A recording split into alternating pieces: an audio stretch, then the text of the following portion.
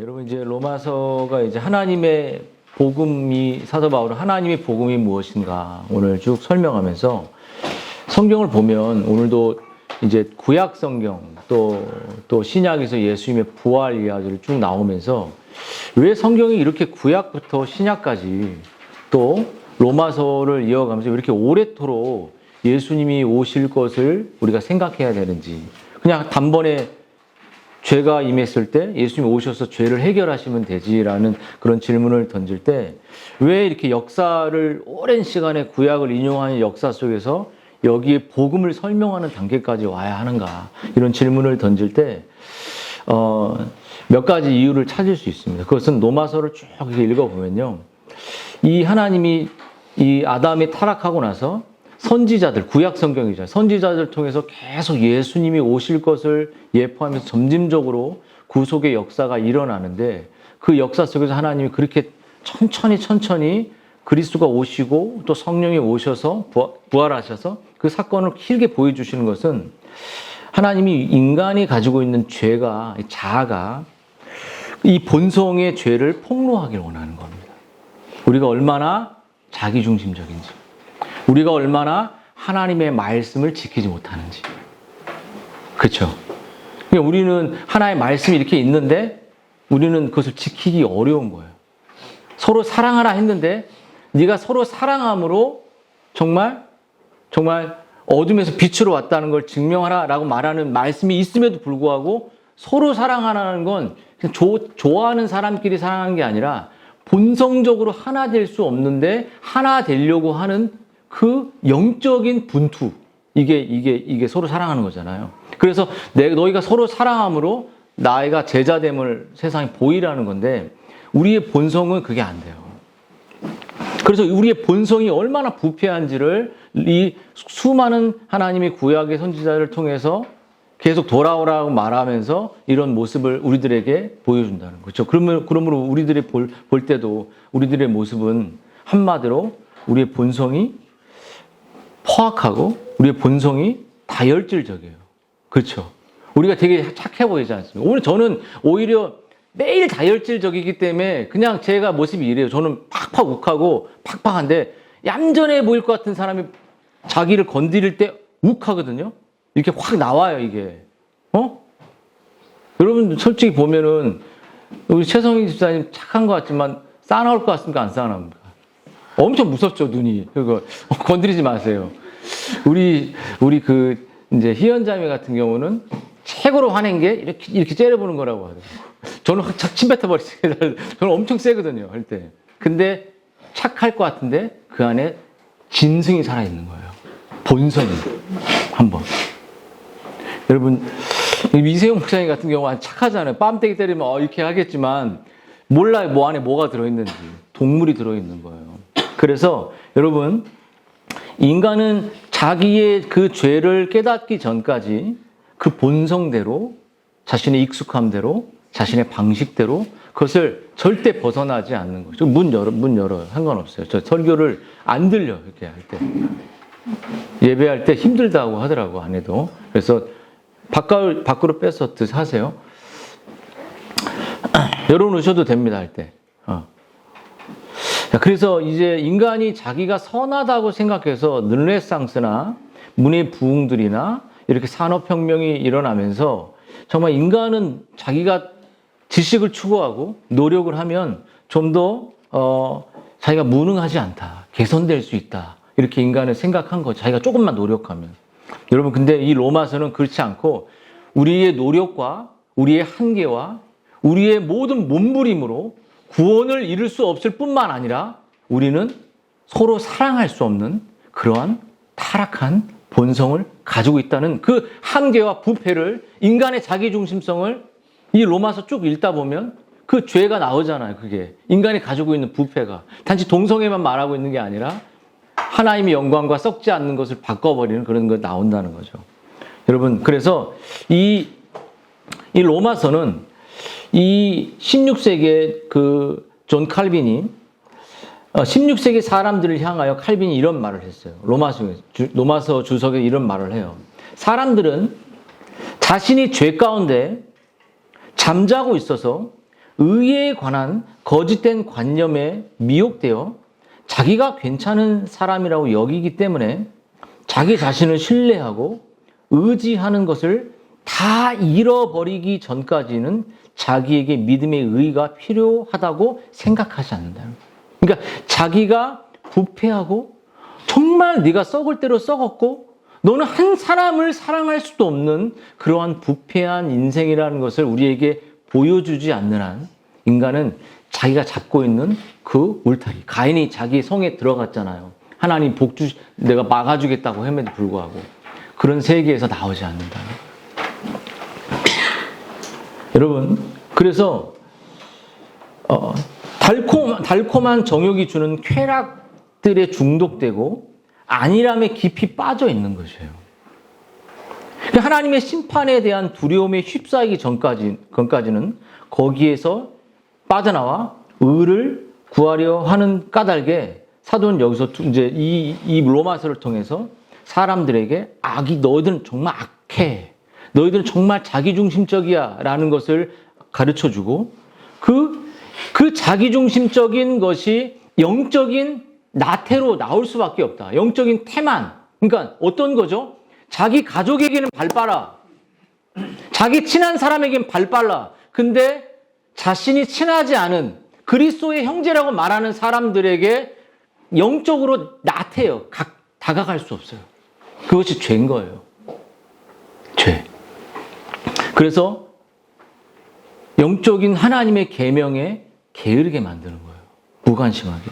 그래서 이런 것에 하나님은 이런 자들에게 폭탄을 던진다. 로마서에. 그리고 우리들은 하는 말이 뭐죠?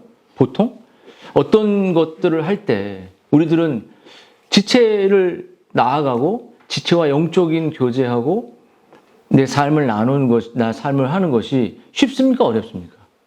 어려워요, 쉬워요? 어렵죠. 그렇죠. 근데 여러분 엘리야가 승천으로 열왕기하 2장에 보면 제가 이제 미국에 있을 때 데이비드 램 교수 때 A+를 맞은 과목이 있어요. 구약에. 그때 하나님의 주권에 대한 그 글을 써서 여기서 그 데이비드 램이라는 이제 되게 똑똑한 이제 학자거든요. 근데 제가 하나님의 주권 신학을 걷다가 이렇게 댓글을 달면서 그 엘리야가 올라갈 때 엘리야의 갑절의 능력을 엘리사가 구하거든요. 근데 엘리야가 뭐 이렇게 말해요. 너는 어려운 것을 구한다 이렇게 말했어요. 성경에. 내가 지체를 사랑하는 것이 어렵습니다. 내 삶을 오픈하는 거 어렵습니다. 내 관계 속에 들어가는 게 어렵습니다. 그건 어려운 거예요. 여러분 개인의 주관성이에요. 그렇지 않습니까? 주관적인 여러분 본성적인 거예요. 근데 엘리야가 뭐라고? 근데 하지만 이렇게 말했어요. 네가 내가 승천하는 것을 볼 때 네 뜻이 이루어질 거다. 하나님 주권 신앙에 맡긴 거죠. 근데 그 승천하는 것을 보고 엘리야의 옷으로 요단강을 갈라요. 이게 복음입니다. 복음은 모든 믿는 자들에게 구원과 자유를 주는 능력이죠. 근데 계속 우리는 우리의 본성 속에 살아가. 그러면 자기만 파괴되는 게 아니라 공동체도 파괴되고 관계도 파괴되고 다 파괴되는 거예요. 어려웠습니다. 전 회원이 거듭나는 게 어렵죠. 근데 불가능하다고 하나님 말하지 않았어요. 그렇죠? 내 아내가 바뀌고 남편이 바뀌고 지체가 바뀌는 게 어려워요. 내 삶에 두루두루 말하는 게 어려워요. 내 남편밖에 안 되는데, 내 아내밖에 안 되는데, 내 자식밖에 안 되는데 누구나 할 수 있는 세상적인 일입니다. 내 안에 들어와 샘을 먹고 할 수 있는 건 영적인 그리스도의 복음을 경험한 사람들, 영적 나태를 깨뜨린 사람들만 할 수 있는 거예요. 어려운 것이죠. 그렇게 어렵지만 복음은 그것이 가능하다고 말합니다. 이걸 믿으십니까? 네.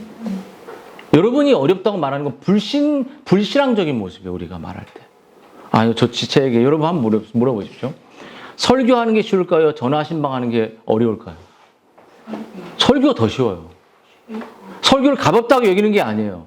지체에게 전화하는 거 어려워요? 안 어려워요? 너무 어려워요. 근데 여러분 1년 동안 지체에게 잘 지냈습니까? 어땠습니까? 마음속에 막 있는데 안 되잖아. 그럼 어떻게 누가 알려줘요? 지금 전화해보라고. 지금 문자하시라고. 안 되잖아. 그게 그게 자동적으로 우리에게 지체에 대한 마음으로 가는 거예요. 그냥 앉아서 설교 듣는 거 너무 쉬워요. 지체를 찾아가고 연락해보고 나눔에 반응해주고 괜히 무게나 잡고 있지 말고 전 볼 때. 저는 딱 지체들에게 이렇게 말해요. 들어올 때 웃으라. 뭐 때문에 당신들이 인상을 쓰냐. 어떻게 누군가는 성숙한 사람은 웃어야 돼. 밝게 받아줘야 돼. 왜냐면 얼굴이 어두워서 오잖아. 왜 어두울까요? 가족이 아닌데 오니까 어색한 거야. 힘든 거야. 그럼 교회인가 여기가요? 이게 복음의 영향력 속에 없는 사람들은 다 그런 표정이 나오게 돼 있어. 웃어, 얼굴 웃어. 다 봐봐. 안 웃네 할 때, 강사님 팍 웃어. 복음의 영향력 속에 있는. 웃음이 생수의 강이 흐르잖아요. 명절에 예수님이. 흘러 넘치는 거예요. 그냥 막 이렇게 쭈그러 있지 않고. 아빠 죽 굴고 가지 않으면 웃어야 돼요. 웃고, 받아주고, 어떻게 지내냐 물어보고. 여러분, 그래서 사도 바울은, 몇 마디 안 했는데 시간이 이렇게 빨리 갔지? 사도 바울은 자신이 종이다. 예수님의 종이다. 정말 자신의 이 정체성이 종이라는 거예요. 너무 이 복음이 영광스러우니까. 그래서 사도 바울은 이제 우리들에게 뭘 말하냐면 정말 옛 선지자들의 통해 그러니까 구약 성경을 말하는 거잖아요. 그러니까 신약 구약과 이 신약을 누구를 통해 하나님의 복음이라고 말하는 그 내용이 누구의 중점이 되어 있냐고 말하는 것은 바로 루터나 칼빈도 뭐라고 말했냐면 예수 그리스도의 안경을 쓰고 성경을 보라는 거예요. 그렇죠? 그것이 크리스토 센틱이란 말, 크리스토 팔릭이라는 말, 이야기로 쭉 그런 거 보지만 그리스도 중심으로 보는 거예요. 그리스도 중심으로. 그것이 청교도들의 관점이었습니다.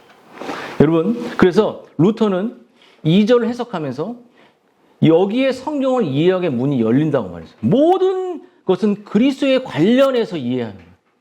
청교도 책을 쭉 읽으면 예수 그리스도의 도배, 예수 그리스도의 향기, 예수 그리스도의 은혜, 예수 막 토마스 빈센트는 완전히 막 그렇게 그리스도로 가득해 있어요. 여러분, 복음 전체가 그리스도 안에 포함되어 있다는 거예요. 예수님을 통해서 구약의 모든 이야기들은 정말 타락부터 정말 아담의 그 옷을 입은 사건부터 쭉 그 방주 모든 형태들은 다 그리스도를 말하는 거죠. 그리스도.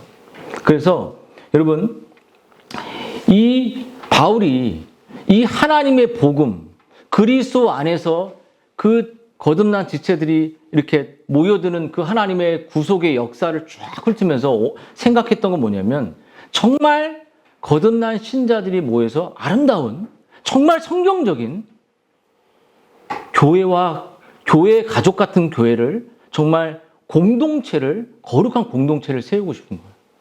여러분 정말 가족들이 있을 때 우리 옷도 훌떡훌떡 벗는 것처럼 우리가 뭐 그렇게 못하지만 내 내면의 옷들을 벗을 때 상처가 안 받겠다. 이런 공동체가 돼야 되는 거예요. 그래야지 그 사람 내면도 들을 수 있고 나도 내면을 말할 수 있는 거예요. 내가 이렇게 힘들어요. 뭐 이런 얘기 하라는 게 아니야. 우리 집이 이래요. 이런 거 말하는 게 아니야. 내가 가정에서 어떻게 살아가고 있는지, 아이들을 어떻게 대하고 있는지. 여러분 아이들과 대화할 때 여러분 대부분 많은 사람들이 제가 개척하고 아이들한테도 깊이 사과한 것들이 있죠. 혼도 내지만.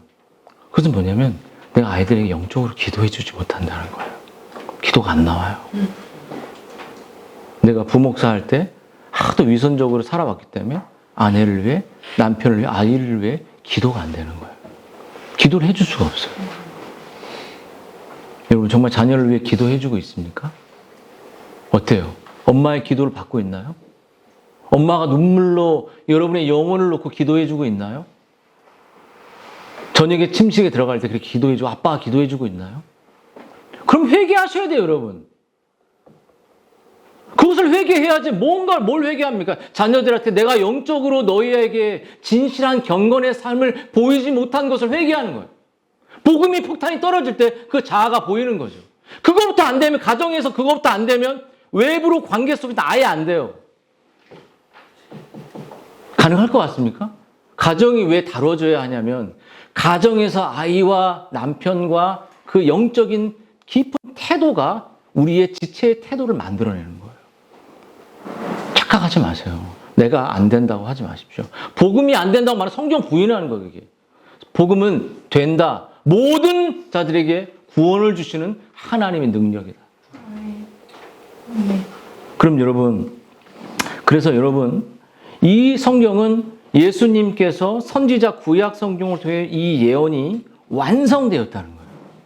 그리고 이 완성되었다는 말은 뭐냐면 이 성경이 시작부터 예수 그리스도가 오셔서 우리를 위해 죽으실 것, 우리의 구속을 완성하기 위해서 그 내용으로 가득 차 있다는 거죠. 그리고 그 성경이 그리스도를 통해서 십자가에 죽으셨고 부활하심으로 그 성경대로 완전하게 하나도 폐해지지 않고 이루어졌고 완전하고 권위가 있고 구약과 신약은 하나의 그리스도라는 중심으로 완전한 책이라는 거예요. 그 완전한 하나님의 말씀이 우리에게 폭탄 떨어졌을 때 우리의 자아가 부서지는 거예요. 우리의 본성의 감옥이 깨지는 거예요. 너무 두려운 나 여기 들어오면 두려워. 왜 그렇게 소리치겠어요? 우리가 왜 남편에게 소리치고 아내에게 소리치겠습니까? 무서운 거야, 무서운 거야. 우리가 사는 세상에 내 안에 들어오는 게 무서운 거야. 무서워. 근데 복음은 그것을 자유하게, 진리가 너를 자유케 한다. 너무 무서워. 그래서 이것만은 여보 건드리지 마. 이것만은 안 돼. 남편에게, 아내에게, 자녀에게 요청하죠. 무섭잖아. 복음의 영향력에 있으면 안 무서울 수 있어. 잘 기억해. 복음 안에 있으면 시편에 수많은 복음들이 우겨싸움을 해도 담대하다고 말하잖아. 그게 하나님의 역사죠. 그래서 여러분, 이 복음의 완전함을 통해 하나님은 하나님의 복음을 통해 그리스도가 오셔서 우리의 죄를 용서하셔서 부활하신 이 다윗의 후손으로 오셔서 이 이야기는 우리를 정말로 변화시키고 정말 갈라디아 3장 28절에 이 복음을 예수 안에서 그리스도라는 이 복음 안에서 우리를 하나 되게 한다. 유대인과 이방인을 하나 되게 만든다. 여러분, 우리가 하나 될 수 있다는 거예요. 우리가 그리스도의 복음 안에서 그리스도의 십자가 안에서 하나 될 수 있습니다. 영적인 가족이 말이 아니라 실제로 이루어질 수 있다는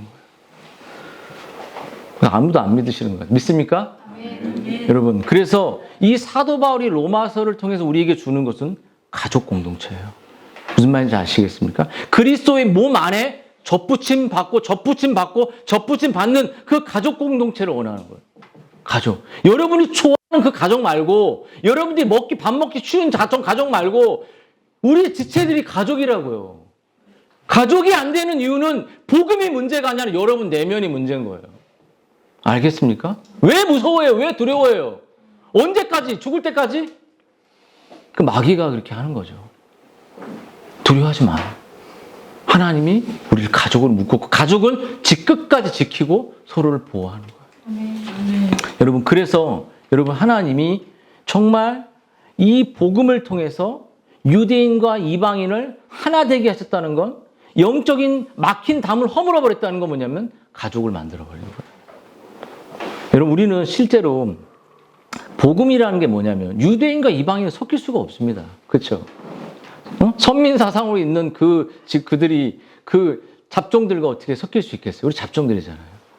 근데 여러분, 유대인과 이방인이 하나가 될 수 있는 것은 모든 신자는 혈통이나 종교적 관습에 상관없이 우리가 아브라함의 한 자손이 됩니다. 근데 여러분, 복음의 힘은 복음이 우리에게 임하지 않았을 때는 유대인과 이방인처럼 우리는 교회에 와서 한 목사의 설교를 듣고 각자의 삶을 살아가는 거예요. 평생토록. 그리고 그냥 자녀가 대학 갔어요. 집 샀어요. 이런 얘기하고 오늘 뭐 좋은 자격증 땄어요. 이런 얘기하고 끝나는 거예요. 그리고 TV에서 보는 드라마에서 눈물 저도 멜로 좋아하거든요. 멜로 보면은 눈물이 나와. 이렇게. 날 보고 있습니다. 계속 멜로만 봐나는. 그런 거 좋아하거든. 막 시간 오해돼갖고 막 떠나고 막 이런 거. 그 멜로 하면 눈물이 많이 나와. 너무 안타깝다. 그리고 여러 번 돌려봐. 또 슈츠로 짧게. 근데 거기서 흘리는 눈물이 다 가짜잖아. 창피해. 그거 몰래 보는 거지. 그래서 여러분, 그래서 로마서를 볼 때 이러한 그 정말 하나님의 예언의 완전함, 성취, 그리고 그 말씀을 완전함 통해 우리를 거듭나게 하셔서 우리를 가족 공동체로 그리스도 안에 몸의 지체로 만든다는 것이죠. 여러분, 그래서 중요한 이 복음의 영광스러움을 위해서 주님이 어떻게 이 땅에 어떤 방식으로 오셨냐. 그래서 오늘 우리가 보면요, 뭐라고 나와 있냐면, 여러분, 이제 2절에 보면 그 아들의 과야 육신으로는 다윗의 혈통에 나셨고 성결의 영으로는 죽은 자 가운데 부활하사 능력으로 아들로 선포됐다. 이렇게 말하잖아요. 여러분, 이 말은 육신이라는 말은 그냥 인성을 가진 인간으로 이 땅에 우리가 똑같은 인간으로 태어나셨다. 여기서 이제 다루게 되는 조금 더 어려울 수 있지만 신인의 교리가 나오는 거예요. 신성과 인성의 교리. 근데 이 신인성의 교리를 머리로 하는 게 아니라 이 복음의 구속사의 복음을 하나님 우리를 가족으로 만들기 위해서 예수님이 어떠한 모습으로 오셨냐면 왕이신 그 하나님께서 그건 인간으로 오셨다는 거예요. 그래서 3절에 보면 이 의미를, 육신의 의미를 인간의 몸을 입고 이 땅에 오셨다는 거죠. 그런 의미로 이해해야 되고요. 그리고 여기서 바울이 또 뭐라고 말하냐면 성결의 영으로 하나님의 아들로 선언돼. 원래 하나님의 아들이었는데 그가 육신 안에서 하나님의 구속을 감당하기 위해 신성을 억제하시고 그렇게 사셨기 때문에 그가 죽고 부활하심으로 성령의 능력으로 부활하셔서 그 하나님의 구속과 하나님의 은혜가 막 우리들에게 적용되잖아요. 그 하나님의 신성의 의미를 이야기하는 겁니다. 그래서 예수님 안에는 한 인격 안에 두 본성이 있는 거예요. 뭐죠? 신성과 인성 두 개가 있다. 그게 충돌이 안 나요. 그러니까 예수님의 부활 이전의 사역은 아주 연약하고 정말 그 제한이 있고 정말 한계가 있는 삶이었지만 부활 이후에는 그 하나님의 능력으로 이 땅에서 성령을 통해서 통치하시는 그 왕의 능력을 가진 분으로 되었다는 거죠. 그래서 3절, 4절의 핵심 뭐냐면 복음은 다윗의 후손으로 이 땅에 오셔서 연약함에 사여서 예수님이 사셨다는 거고 그리고 죽으셨다는 거고 하나님의 복음은 하나님의 아들에 관해서 예수님이 다시 부활해서 우리에게 그 권능의 능력으로 이 땅에 복음의 영광을 우리가 알게 하신다는 거예요. 그래서 여러분 신인성이 어떻게 성경에 나오는지 제가 좀 여러분에게 좀 설명을 할게요.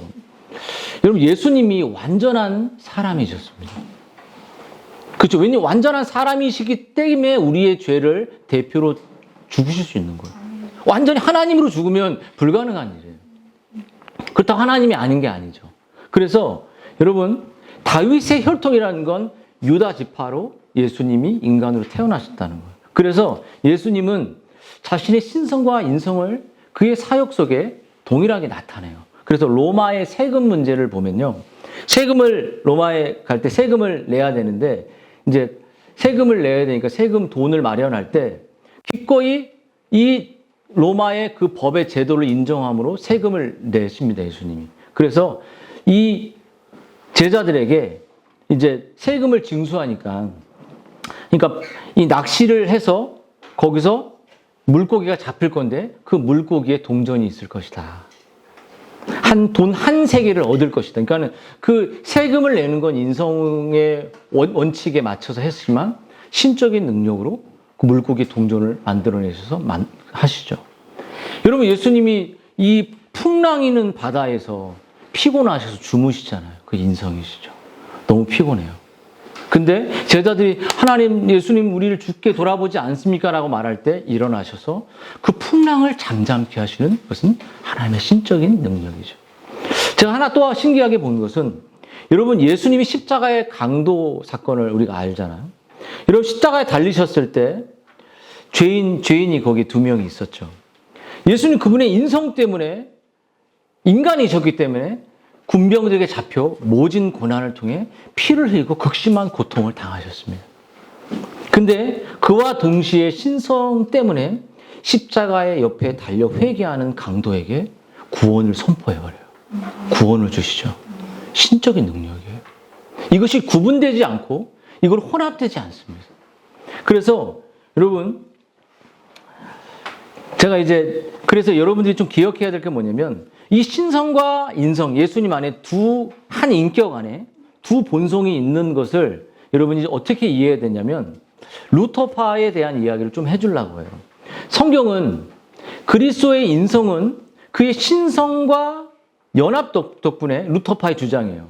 전능하고 전지하며 편지하다고 주장하는 루터파의 교리. 그러니까 그리스도의 인성은 무한한 능력은 아니지만 그리스도의 인성에 주어진 역량은 유한하지 않고 도리어 신성의 무한한 속성의 일부가 인성에 주어진다고 말하는 게, 그러니까 예수님이 인성으로 연약하지만 그 모든 인성을 감당한 것이 신적인 능력이 신성이 들어갔기 때문에 그렇게 됐다라고 말하는 게 루터파의 입장이었어요. 근데 여러분, 근데 이런 것을 개혁주의 신학에서 받아들이진 않습니다. 도리어 여러분 그리스도 자신의 신성에 전능하고 전지하며 편지하지만 인성에는 유한하다. 여러분 그리스도의 인성에 허락된 초자연적인 위엄, 능력, 활동은 낮아진 상태에서 높아진 상태에서 언제나 성령의 은혜를 통해서 예수님이 하셨다는 거예요. 근데 루터파는 그런 식으로 말하면 인성에 따른 그리스도와 그 밖에 다른 거룩한 사람들과의 차이가 없다라고 반론을 하지만 여러분 우리가 기억해야 될 건 뭐냐면 그리스도의 인성은 우리가 똑같은 인성이라는 거예요. 그래서 서로 구별되는 두 본성이 혼합이 없고 연합되어 있는 그의 유일무이한 한 인격에 이 우리가 이해할 수 없는 삼위일체와 같은 신비적인 조화가 일어난다는 거예요. 그래서 개혁파 기독론의 특징은 그리스도가 결코 하지만 인성을 가지고 있지만 결코 죄를 짓지 않고 히브리서 말씀처럼 죄를 지을 수 없는 존재다. 이렇게 말해요. 그리스도는 두 인격이 아니라 한 인격으로서 하나님의 영원한 존재 가운데 인성을 취하신 성자다. 이게 무슨 말이냐면 예수님이 신성과 인성을 가지고 있기 때문에 인성만으로 한다면 죄를 지을 수 있지만 예수님이 신인성의 조화 속에 연합되어 같이 존재하시기 때문에 같이 충돌이 없기 때문에 예수님이 죄를 범한다면 그것은 성자 하나님이 죄를 범하게 되기 때문에 절대 죄를 지을 수 없다는 거죠. 그래서 제가 좀 정리를 한다면 개혁주의와 루터파를 이렇게 정리한다면 개혁주의는 하나님의 그 속성과 인격적인 교류가 존재합니다. 인격적으로. 근데 루터파는 실제적인 교류를 신성이 인성에게 막 능력을 주고 그래서 예수님이 하신 일들이 다 하나님의 신성처럼 할 수 있다고 생각하는 루터파의 입장이에요. 근데 예수님은 인간으로 죽으셨어요. 그리고 편재성의 측면에서도 인성은 오늘 성결의 영으로 부활하셔서 하늘 우편에 계시기 때문에 국한됩니다. 제한적이죠. 근데 루터는 인성도 신성의 속성을 받아 어디에든 있다 이렇게 말하죠. 성찬능도 우리는 영적인 임재설을 말하지만 루터는 실제로 예수님이 공제설처럼 떡과 포도주 안에 실제로 계신다고 말합니다. 근데 여러분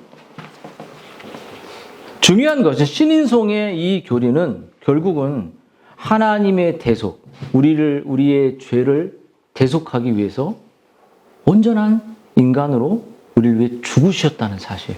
그리고 그 두 분의 속성이 우리가 지금 설명을 하지만 머리로 이해하는 것이 아니라 그 안에 연합되어 있는 그 신비적인 영역이라는 거예요. 그래서 여러분, 근데 우리가 이제 이 예수님이 다윗의 혈통으로 나셨다는 사실, 그리고 성결하고 부활하셨다는 사실이 성육신과 그런 신인성의 교리지만 오늘 5절에 이제 사도 바울은 이 영광스러운 복음을 사도 바울이 알고 자기가 어떤 사람이 됐냐면 이제 정말 은혜로 자기가 구원을 받고 이제 사도의 직분을 말씀을 전하는 자가 되었다는 거죠. 여러분 사도가 이제 이 놀라운 진리를 깨달은 사도가 자기는 은혜로 사도가 되었고 구원받았고 이제 이 복음을 증거하는데 이 복음을 증거해서 이 지체들이 어떠한 삶을 살기를 원하냐면 오늘 1장 5절에 보면 모든 이방인 중에 믿어 순종하게 된다. 이렇게 말해요.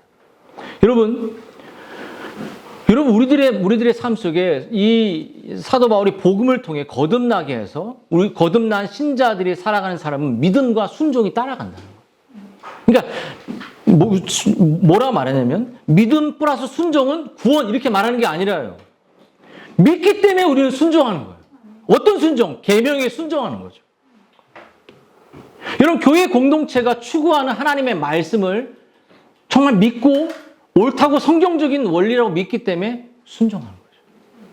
억지로 목사님 왜 저걸 시키세요? 이렇게 하는 게 아니에요. 여러분 우리가 말씀 나눔을 하지 않습니까? 이 말씀 나눔은 저희가 정말 수요 기도회나 새벽 기도회, 공기도회가 없기 때문에 정한 교회의 규칙이에요. 여러분 만약에 이 단톡방이 말씀이 나눠지지 않고 매날 쇼츠나 필요한 정보만 올리면 정보 전달 방으로 전락하게 되어 있어요. 초반에 그랬어요. 근데 이것을 하나의 기도의 시간과 지체들의 생명 나눔 시간으로 생각한다면 이것은 정말 성경적인 거거든요. 그 성경적인 것을 여러분이 실천하셔야 돼요.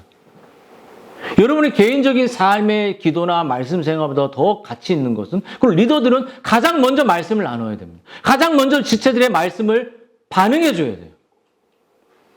일과 다 끝나고 승민이 일과 다 끝나고 챗GPT 이렇게 해놓고 그렇게 그리고 뭐 다른 거 행동하고 예를 들어서 그런 거 하지 말라고. 너를 지금 애를 봐주면서 하는 이유는 예배 드리는 사람 말씀 잘 안 들려. 그럼 더 집중해서 일상의 그 터전에서 하고 갔다 와서 지친 몸일지라도 가정을 챙기고 말씀 나눔하고 암송하지 말라고 했으면 암송을 빼준 게 말씀 나눔을 지체들이 반응해 주는 거죠. 근데 안 하고 있잖아. 이런 것들을 해야지. 응? 여러분, 이 교회 공동체의 말씀에 우리가 순종하는 거죠. 여러분, 교회의 복음을 맡은 자의 의무는 사도 바울이 자기 자신뿐만 아니라 믿어 순종하는 거. 하나님의 계명을 순종이 안 되잖아요, 우리가. 왜 순종이 됩니까? 하나님 말씀이 이렇게 원하는데 어려워요. 안 돼요. 그래서 사도 바울이 에베소에서 하나님의 말씀을 증거하고 사도행전 20장에 받는 자가 주는 자보다 복되도다. 그러니까 주는 삶. 주는 게 돈 주라는 게 아니잖아요. 마음을 주라.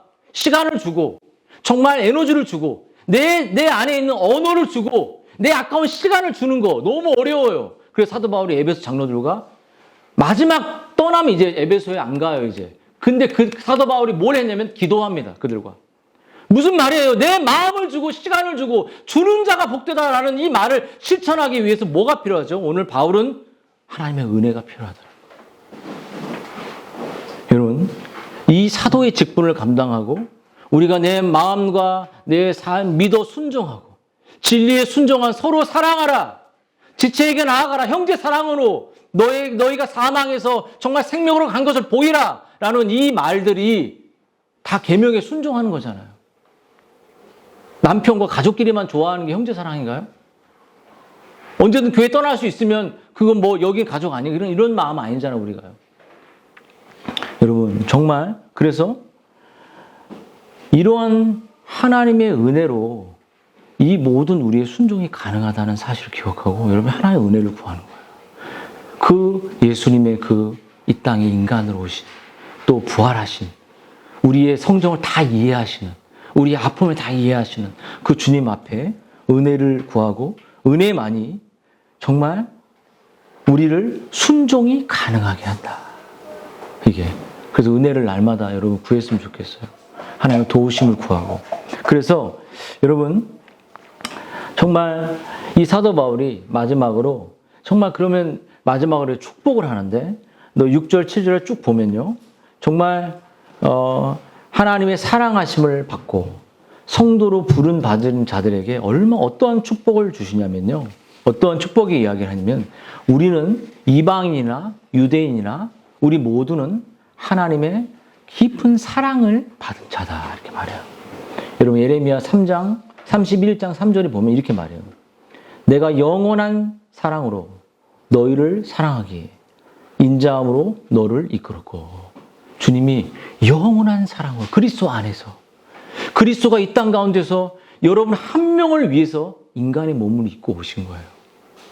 그 하나님이신 그분 동일한 그 안에 하나님의 권리, 하나님이셨지만 그 권리를 내려놓고 그것을 자신을 명성 없게 만들고 자신을 드러내지 않고 온전히 인간으로 고난과 아픔을 겪어 여러분을 위해서 죽으신 것이죠. 그리고 부활하신 것이죠. 부활은 뭐예요? 우리에게 우리를 향한 사랑이 확증하셨잖아요. 여러분, 그래서 우리를 성도로 거룩한 삶으로 우리를 구별했다는 거죠. 여러분, 이 거룩한 삶이 뭡니까? 하나님의 말씀의 기준에 부합하는 삶으로 우리를 이끄신다는 거예요. 성도의 교제로. 하나님의 영광을 위해서 살아가다 우리를 불렀다는 거죠. 그래서 사도 바울은 우리에게 정말 우리가 어떤 자들이냐면 하나님의 사랑받는 자들이고 거룩한 성도로 부름받고 그 자들에게 하나님의 은혜가 임할 거야. 은혜와 평강. 은혜는 뭐예요? 우리 예수님이 우리의 타락한 무능한 우리를 위해서 값없이 그 사랑을 부었다는 거죠. 평강은 뭡니까? 그분의 부활하심으로, 그분의 승천하심으로 하나님과 우리의 관계가 완전히 회복되고 우리가 하나님의 온전한 자녀가 되고 서로 사랑할 수 있는 그 내면의 평강과 내면의 기쁨과 내면의 자유와 내면의 두려움이 없는 평강의 상태. 이거 교리적으로만 생각하지 말고 여러분 마음속에 정말 은혜를 입고 예수님의 구속과 용서하심이 입은 자들이라면 평강이 있어야 돼. 얼굴에 웃음이 있어야 돼. 얼굴 웃고 있어요. 좀 웃어 좀 봐봐. 희원이 웃어. 너무 잘 웃어. 희연자님 너무 많이 웃었어. 세용 목사님 웃음 자체야. 평강의 사람. 김성욱 씨가 좀 웃어요. 좀 무게 잡지 말고. 보자마자 그냥 아프다고 그냥 무게 잡고 있고. 제일 싫어 그런 걸 저는. 평강이 있다는 거 뭐예요? 주변에 평강을 흘려보낼 수 있는 거예요. 내 안에 하나님과 내가 원수되었는데 하나님과 너무나도 사랑하는 대상이 되었다는 그 기쁨이 넘쳐날 때 내 입에서 내 삶에서 그 평강의 기쁨이 흘러가겠죠. 그리스도 안에 받은 은혜의 결과지 않습니까? 이 복이 여러분과 우리 공동체에 흘러가는 거예요. 아시겠습니까? 한번 기도하겠습니다.